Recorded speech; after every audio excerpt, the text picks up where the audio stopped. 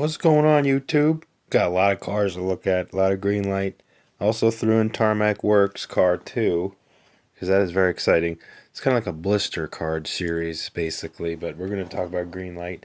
We're not going to have any Auto World or M2 this time, because there was so much Greenlight for me to go through. Should I break it up? Should I just do all one video? Let's just get over with it. A lot of these cars are just new decos, so nothing new on the castings, but we do have some castings we're going to talk about that are new to the market.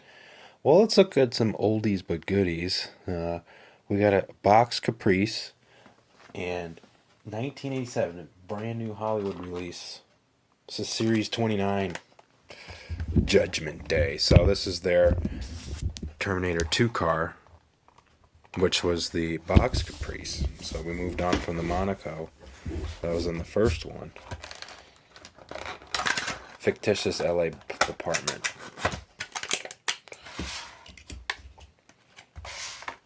Typical issues with the rolling on these cars.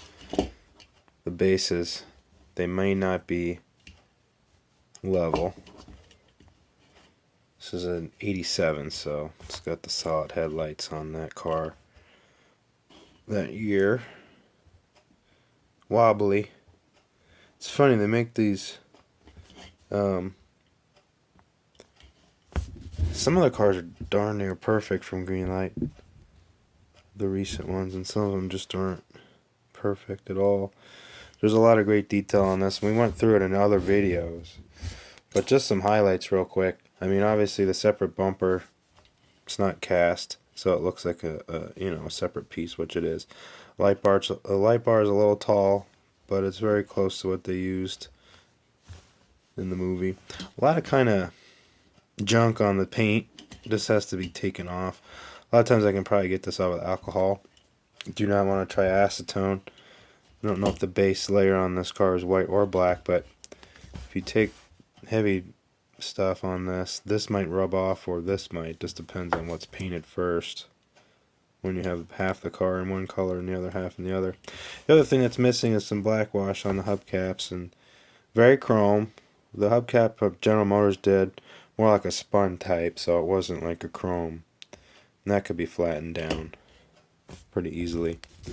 Inset headlights, even though they were going to be flush on the real car, you can see the split design here, so amber on the lower, clear on top. That was good. California municipal tags. There's your door emblem.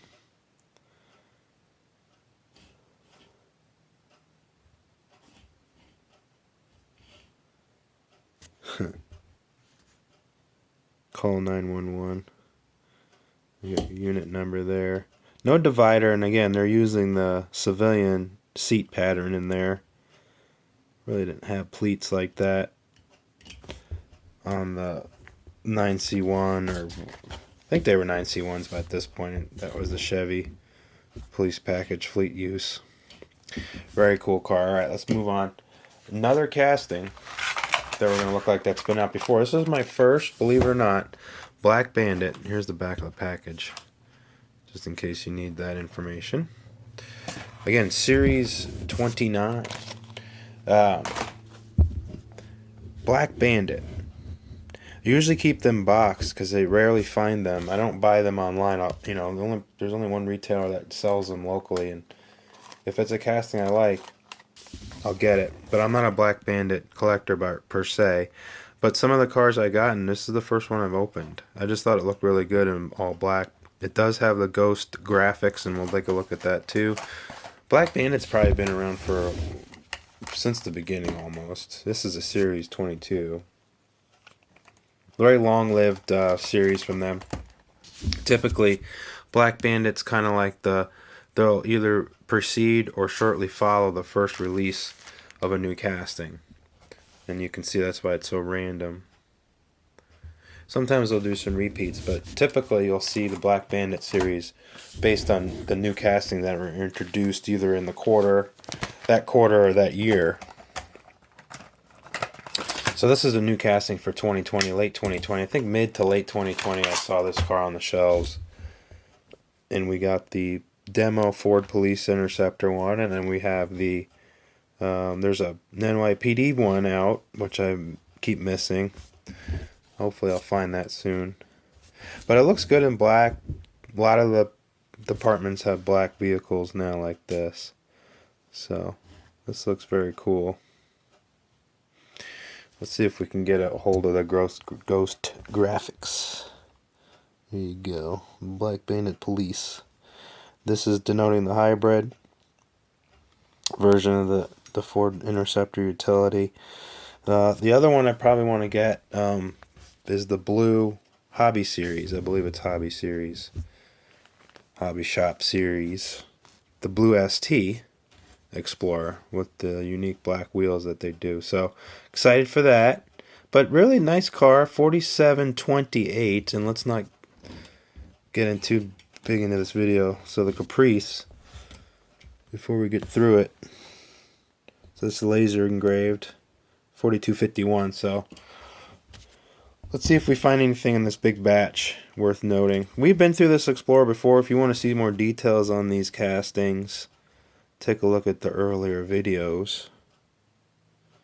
But and I talk about the car in detail. But really nice, very slick paint job. The Black Bandit cars, from what I could tell, they usually have a really nice attention to detail. Not too many of them are messed up. They don't look too bad, but it's hard to mess up black, you know, when you're not doing a bunch of tampo work. Okay. Alright, some more castings that we've seen before. Let's take a look here. And I gotta make room for all this plastic that's going to be coming off the table. Let's compare this to the one that we got before. So, this is a 1974 AMC Matador. I don't usually collect Dallas cars, but this is basically the first casting I've seen that's a 74. I think they do a Hazardous series, which is their unlicensed Dukes of Hazzard series, where they did run the Matador on the TV show. And so they have this as a Hazard County Sheriff vehicle as well. I haven't gotten that. So this is basically AMC's redesign on the Matador. I think it was either 73 or 74. Could have been 74. Can't remember. But a severe change to the front end, even though the car is basically the same from the one all the way from the 60s. And they're still using this platform. I mean, this car went all the way into, I think, either 80 or 79. 78, something like that. This car is a very long-lived platform. Of course, AMC very cash-strapped. And we can see this front end is much different from this. I'd say that the earlier Matador car was a lot handsomer, but this does have quite a look to it. Look at that nose. Hilarious grill kind of falls around the front. It is quite the car. Of course, they had to put the big crash standard bumpers on this, so you could see the big difference. How it ruined car styling. You know, everybody had to play catch up to the crash standards. You could see the two tails on these cars. Similar powertrains, 401, 304, something like that. That inline 6, V8s, 3 V8s, something like that. We went through this car in detail, the earlier one, and we talked about the chassis and things like that. But Dallas graphics look very good, very clean.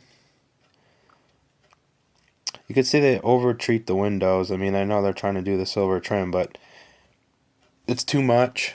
I think they could get away with kind of just doing your quarter window trim and then leaving that off. I mean, we got enough here. When you have a small scale, you add these stripes. I mean, it gives a heavy look to it. It's a little bit too much. I did pull these wheels off, but I'm going to find some better alternatives. Right now, we just want to see how they look in the package. I haven't kind of cleaned them up yet or anything like that. I think with this one, I might have found smaller tires. I don't remember. This could probably do also for a reset in terms of the width. I want to pull these out a little bit so they fill in the wheel well a little bit better. I think it's a little narrow. It sits good. It looks like it sits low, but they're kind of like that in real life. Light bar is nice. It's a little tall and a lot of flash. You can see the peaks of there, the gumballs. You can see the flash on there. So these are fine. I mean, you can take these off and sand them down. They'll look a lot better. The other thing you can do is remove these risers and then just make some new ones. You could see, you'd see how close, when you look at it closely, you can see the mold is right down the middle. But period correct. I mean, that's what they look like pretty much. Just sit a little bit lower. Alright, so we looked at the Matador. I just wanted to show you the difference. Look at that thing. Even. Let's see if we can get that. You can see Matador. So the 70s into the 80s, they had more of a different scripting. In AMC, it changed slightly. It's more like this. Same position. They were good cars. I mean, they were well built. They ran really well. They were cheaper because I guess they were been in production so long that tooling costs could be spread out. So it was a good car. It was a good car. It might not have been the most innovative car, but it was definitely a good car. And that was still out of series 35. One of the other long-lived series. So 35. And we had looked at the other ones earlier. We're going to look at some more. I got the Jeepster. So we're definitely going to look at the Jeepsters. Alright. Another favorite of mine. I don't get all of them now. This is another casting that... Bear with me here. That you could get tired of if you don't get the right ones. I try to get the ones that look good. There's been a lot of these castings. This one's awesome. And I can't tell if this is that type of freewheeling type package, the graphics that they'd sell, or if it was custom. I know that they had the kind of color gradient ones, but this is something haven't seen, at least from factory, but it could have been a package. They don't really talk about it. This is All Terrain Series 10. It's become a popular series. And we got a couple others that we'll look at. We have that one. We have that one. Definitely looking for the Sierra. I might have to get that online. You know, Greenlight's actually sometimes not marked up like Auto World and M2 can be. You can still find these for under $6 when they come out, even the ones that are popular. So I feel like Greenlight's a little bit more value for your money sometimes. All right, so this we're gonna look at the graphics. We've seen this before. One of my all-time favorites of this casting is this one that I've done, and I just like this. A great truck, and it looks so much better when it has an actual correct ride height, or at least close to it. And even though this might be lifted. The stock one, either when they even say it's 4-wheel drive or 2-wheel drive, it sits on its behind, I'd say politely, and it just sits too low. So it's nice to see it on this off-road. I think this is one of the first times I've seen this long bed casting. That's not the old one lifted. It looks pretty good. Wheels are nice and true.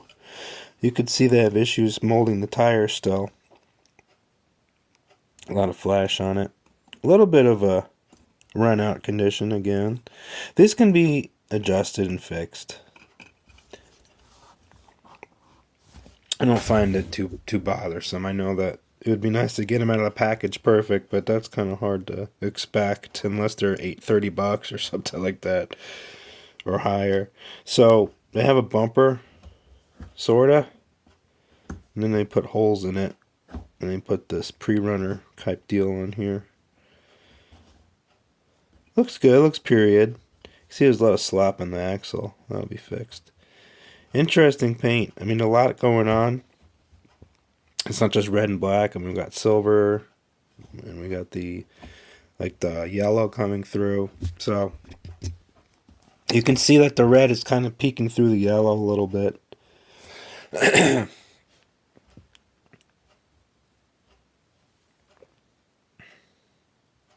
But it's very attractive, and I like the way it looks. I think it looks good. 8-foot bed truck. Much better. I think it looks better than the short beds. It's got the hitch. The Ford is done very nicely on the tailgate, too. And this is, I guess, supposed to be a 250. So they're a 3/4 ton, probably V8, you know. Came in so many different engines. Oh, they narrowed a little bit once you went to the 3/4 and 1 ton. Couldn't get as many. So here it is, Ford. I think it's great. I might find another one. That's going to be hard. A lot of people like these type of trucks around here, around these parts, so I might have to get another one online. But it's a great casting by Greenlight. Okay, now we're going to look at some vans. And two 1970s. Very dry day today in the fall. So, hobby exclusive, but also blue collar. So look at this thing. Chevron, courtesy Shuttle fan, Series 7. It's cool. And there's our checklist there for Series 7. I think the one on there that I like the best is probably this. I mean, I might like the Jimmy, but I felt like this looked the best. Some of them can look too fantasy, like you'd never see that in real life. This one looks really good. I could see like a well-run service station owning one of these. So, it's a 70. We're going to see that both are the same. They're going to have the same front end grills. Great wheels and tires. Very straight. This one, again, doesn't have the common stuff with Greenlight. There's no residue in the windshield or windows or anything like that. It's a very clean build. I have never seen one of these vans messed up, really. So this is the better side of Greenlight, I'd say. I mean, the casting is good. It's got deep mold lines for the doors and stuff, so even thick paint shows well on these. And wheels and tires are nice and crisp. It's got a good base, a shiny base. 1,300 even. So I like getting low numbers and even numbers. I guess that's all you can hope for. You never know how many they make, but even numbers are kind of cool. Or certain numbers that like are a date, like 1944 or 1953 or something like that. Those are fun to get too. But yeah, I mean, we've seen this before. I think the other one, we'll just do these in pairs because those are the same car. I thought this was neat because of green, of course. I like the green cars. And this is like green that you'd paint your kitchen or something in the 60s. I mean, this is like a real green. We had the green one. We had the kind of like dusty green one from the Texas Chainsaw Massacre. And this one's just a straight up van. Board of Ed van, and this could be like a janitorial, like maintenance van, or it could be picking up kids. A lot of times these school districts ran these vans like this, and they put all sorts of things in them to do maintenance in basically in a district. You can see that offset motor, because they had to make room. Oh, 497. This is more of a tarnished base. Just depends, I guess, when these are coming out of the casting process. This one did have a little issue with it. The guy was a little judicious with the window, and it's kind of pushed out too far. And the dashboard's all kind of janked. So I caught that, but this van, you know, it's going to be part of the collection, so I could probably drill it out and fix all that. It's a great van. It looks good. I like the colors. Look at those wheels. Just awesome Ford wheels. No ride height issues with these vans either. They always come out pretty good. I think that has to do with the fact that there's only one spin rivet on here. The other part, it's tabs in the body, so that hopefully that keeps the body as level as possible. So, awesome van. I really like it, and very happy to add it to the club wagon area. Look at those bad boys. Alright, next. Oh, and might as well look at this. It's kind of funny. Got a blackboard and an apple. Hobby exclusive, so you gotta usually get those online. That's basically what that means. And some old country road. I don't think this vehicle has any registration, so what Board of Ed, we don't know. It could just be a Ford demo unit. Let's see. Oh, wait, yes. Wait, maybe I did look at it. Let's solve the mystery right now. Yes, California. So, West Coast Board of Ed. Okay. No wonder they had a nice van like that. Okay. Let's back it up. All right, we're going to look at Jeeps. First one, let's do a police car. This is a 69 Jeepster. Jeepster, so this is new to the collection, these Jeeps. Part of that Hot Pursuit series we just looked at. Toledo, Ohio, which is notable because I believe there's a Jeep factory in Toledo from the olden days. Same stuff. Okay, all right. This one I've already opened. We'll have to open the orange one. I have never opened the orange one yet, so that'll be fun. So this is kind of, they made these in different body styles. You could buy it in 1966 as a 67 model, and it went all the way to 73, and it went from Kaiser Jeep to AMC ownership during its lifetime. And after AMC kind of re-engineered the vehicle in the early 70s, it kind of fell off in sales and went away.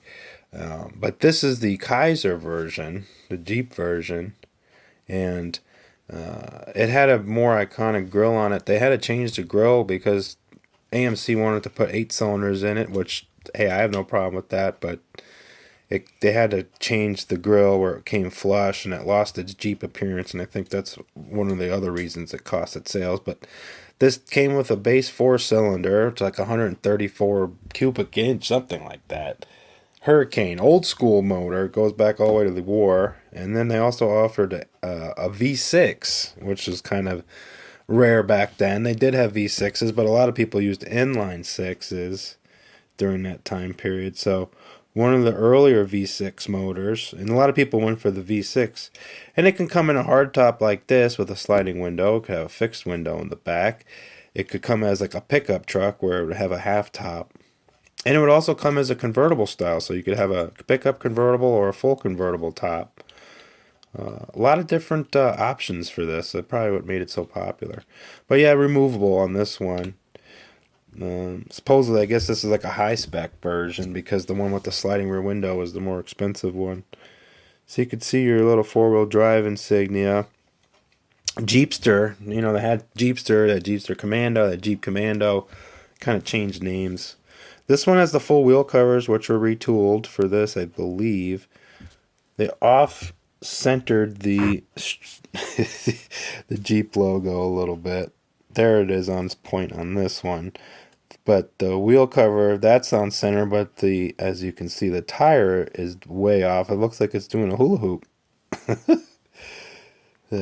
But white walls can be changed, and I don't know if a police car would have white walls on it. Maybe it did. Maybe it was just taking pictures, for the local press, and they had like a press car or something. Who knows? But I would say white walls would kind of not be utilitarian enough for a public service vehicle. Look at that Toledo graphics. Really cool. What a great vehicle. And let's look inside. So this would have had a stick shift or an automatic. Automatic was on the floor on these, I think. Pretty sure it wasn't a column shift. You can get a 4-speed in this, 3-speed. All sorts of cool things. 4-wheel drive. I think the pickup one would be kind of cool. I think that you could basically go from 67 to 71. So AMC bought them in 70, and they made the transition to the AMC engines in 72. So the 70, they can do this up to 71 basically. Let's look at the orange one. This is the one that's kind of more interesting. I got the police one just because it looked very good. It did look pretty good. Let's open this up real quick. So we got all-terrain. This is part of Series 10. That's the one where the truck came from too, the Ford. Let's take a look. Really neat. It's got those wheel covers on it. It's got the stripe. They had all sorts of like different options. I didn't have the Hurst one. I kind of mentioned I want to get that last video. And we'll probably get it here in a little bit.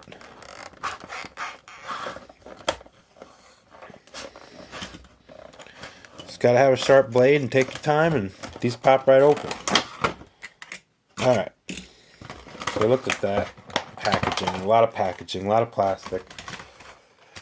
But I must say, it does keep the cars in as good condition as they left the factory, because a lot of times we have problems with them. It's not because of the transit. It's because of how they put together.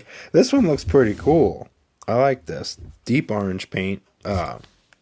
removable top. This one is not like the Bronco and the Blazers and stuff. This actually has pins on it, so the top's not going to go flying. And I'll just take the top off for a second. This is really striking. I love it. It looks a little light in the frame here, but this is actually a deep orange, more like a pumpkin. Great wheel covers. Really, really nice. Thicker white walls than the police car. Let's take a zoom here. Great detail. Very nice looking vehicle. Awesome. So again, they would have had the 6-cylinder and the inline 4 up until 71. Until they were able to get the change on the vehicle to get the accommodations for the bigger engines. You could definitely tell though the difference. Like I said, this whole fender area becomes flush and the headlights would come out here, so it's a big difference. Kind of loses its Jeep character. Let's put the top on. It's kind of a deluxe top because it's got the roof rack on it, which was, again, I think that was an option on these when I was looking at it. What's fun about this, if you know about these cars but want to fill in the blanks, you can do searches, and there's clubs, and there's all the sorts of people that talk about them and all these things, but I also like to read the original literatures, and so if you can get on books on the manufacturer, or like the encyclopedias, or looking at the sales literature is always really fun. That always tells you kind of what they offered. Of course, that's not a complete Bible to the vehicle history because, they'll print those brochures and they might only do one run of them and they might make a mid-year change, a color change, or maybe they'll offer something special. And that will not be reflected in a sales brochure, unfortunately. So you kind of have to do everything. And you can see Greenlight, they'll take these tires and they'll tampo them on one side or the other. So I always hate that. The same tread pattern showing. So that always bothers me. That's the problem with those white walls. Sometimes they can be great and sometimes they're just not worth it. 1625. Metal base. It's just flat black. Looks plastic, but it's not. Rolls good though, and I really do like the wheel covers. They look great. Alright, so did some Jeeps, got Ford here. Let's get to the last two vehicles. I think we're humming along. I think it helped that we had castings that we've seen before. And again, if you want to see them in depth, don't forget there's other videos. Alright, very excited. This was a car I really wanted. They were teasing these cars all year. They're getting into the more estate wagons. This is the Brady Bunch car. This is 69 Satellite. I love Plymouths. Absolutely love them. This is in this awesome 60s brown gold color. I did make changes to this car already because I couldn't stand the tires. Okay, let's talk about this car for a little bit for a second before we get to the Lambo. So 1969, this car was very, very popular in America. I do have the drop-down tailgate.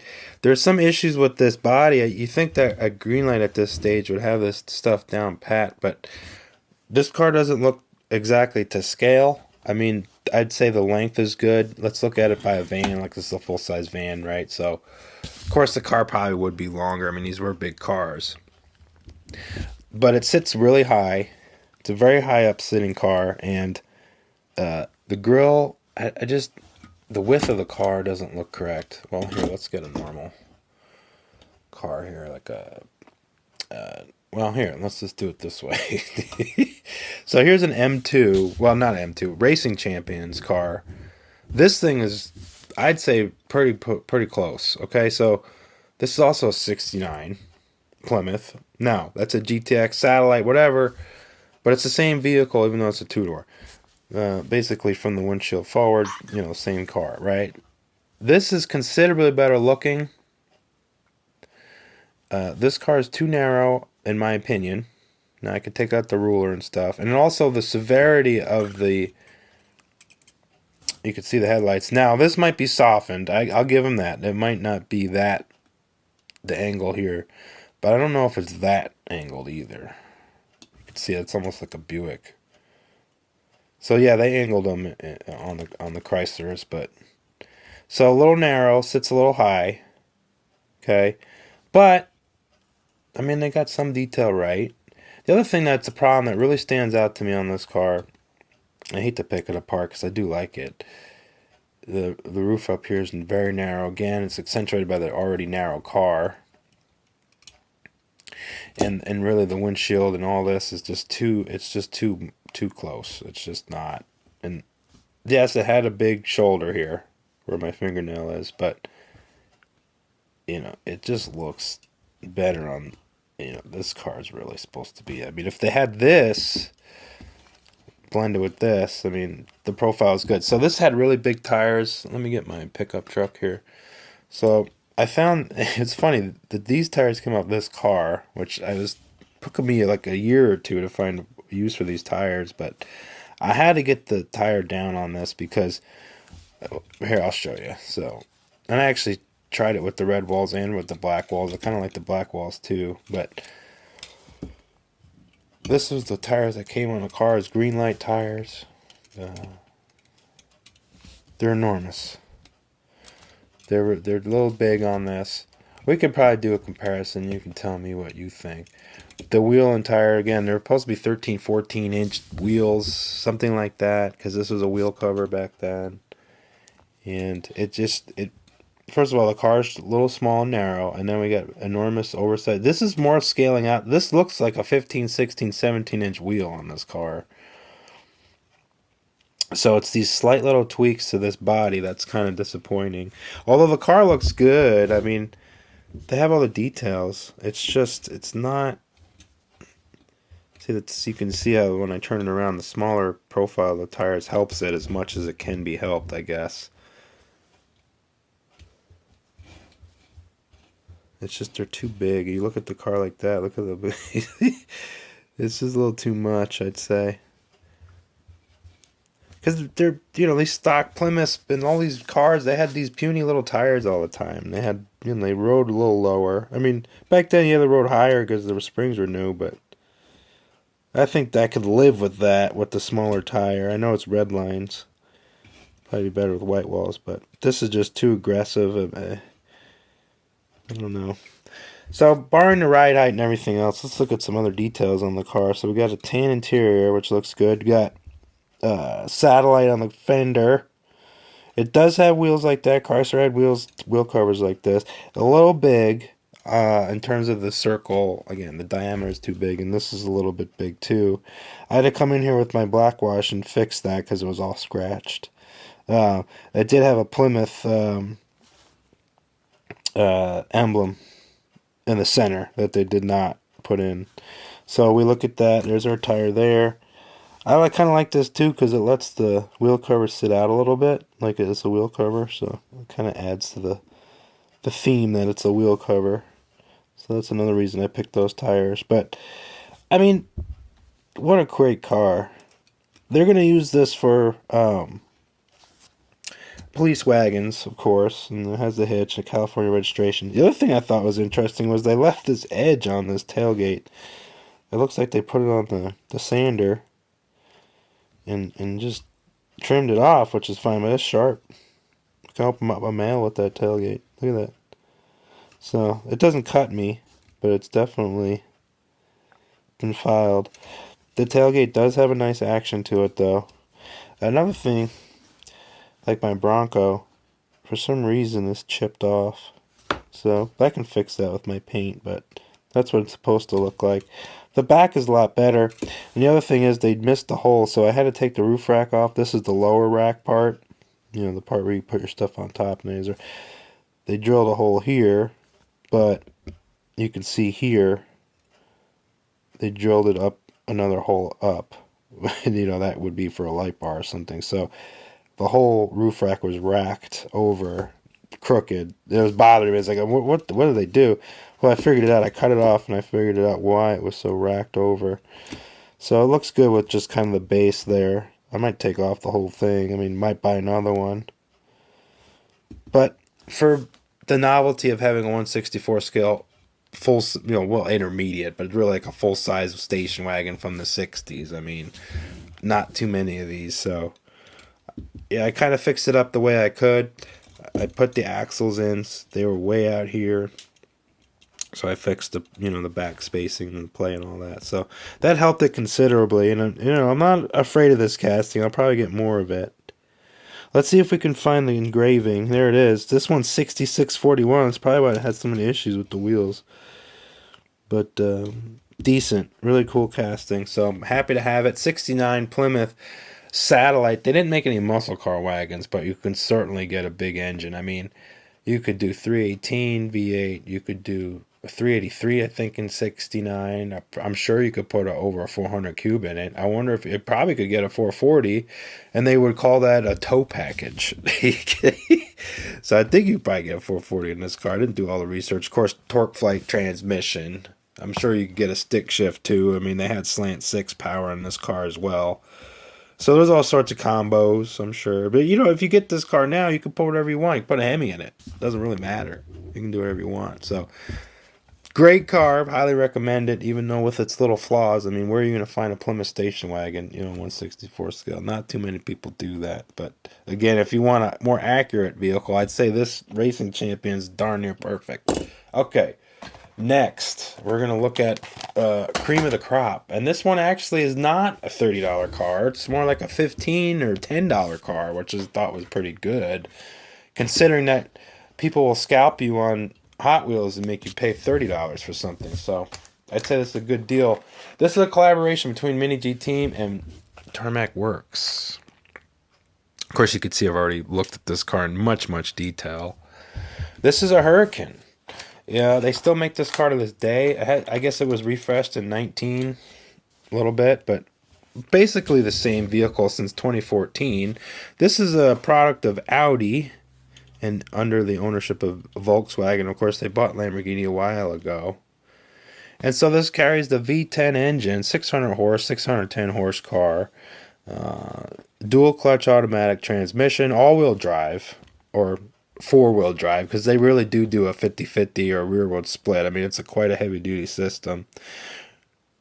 Just incredible. We've seen other channels look at this car. I'm going to take my take on this. I love the paint. It was green. I am not a supercar guy. Some cars I have to get, though. I thought this was amazing with the paint job, and I liked the Liberty Walk aspect of the car in terms of the body kit.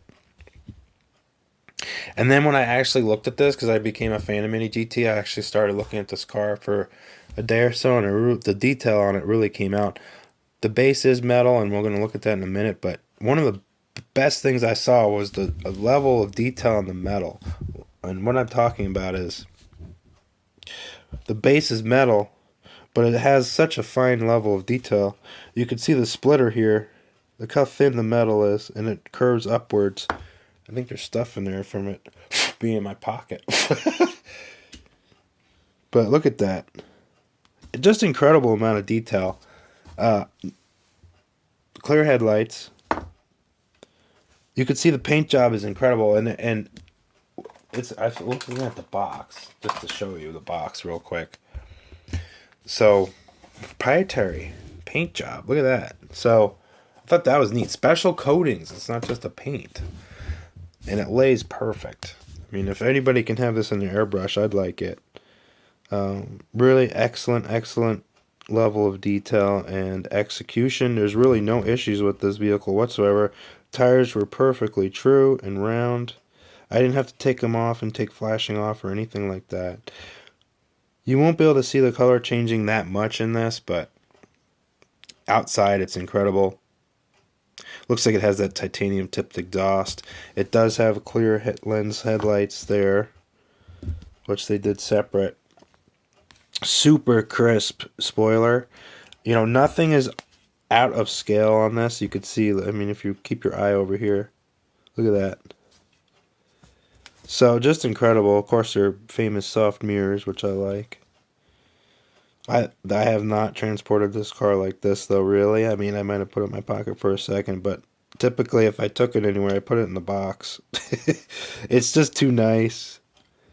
So, this is, of course, they would do this in real life. They'd have a kind of a flat bottom, but this is metal, and you can take it apart. It's a screw chassis. Look at the level of engraving. See how smooth that is? And it's thin. Sharp. Just awesome. Awesome stuff. Probably definitely worth me taking the screwdriver out and just looking at it, because it really is a superb car.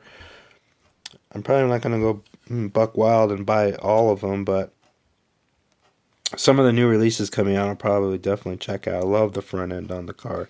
Awesome, awesome car. It rolls perfect. Absolutely perfect. So, very excited to have it. Really, really cool car. I think a lot of people were saying that, though. I mean, I'm not the only one. Even if you're not a fan of Lamborghini, I just think it's neat. It's pretty cool. So, another little car that put in the collection with the Italian vehicles. Of course, now kind of shares ownership with Germans. Okay, well, we looked at a lot. I know it was a lot, but some old castings, some new ones. Of course, this is pretty cool. Tell me if you think the wheel swap was a little bit better. I think it helped it a little bit. I mean, these cars, they really sometimes, they're great, they're amazing, and then sometimes they're just not, they don't work so good. So, just depends, but I love it. And the Jeep is really good too. What do you think about that? Pretty neat. I'm going to try to do 1/18 scale. I got a car that came in. I think we'll like that. I think everybody will like the vehicle. And again, thanks for all the great comments, and subscribing to the channel helps everybody out. Really does. And hope everybody's doing very well. And hope you enjoyed it. We got more to come. Till next time.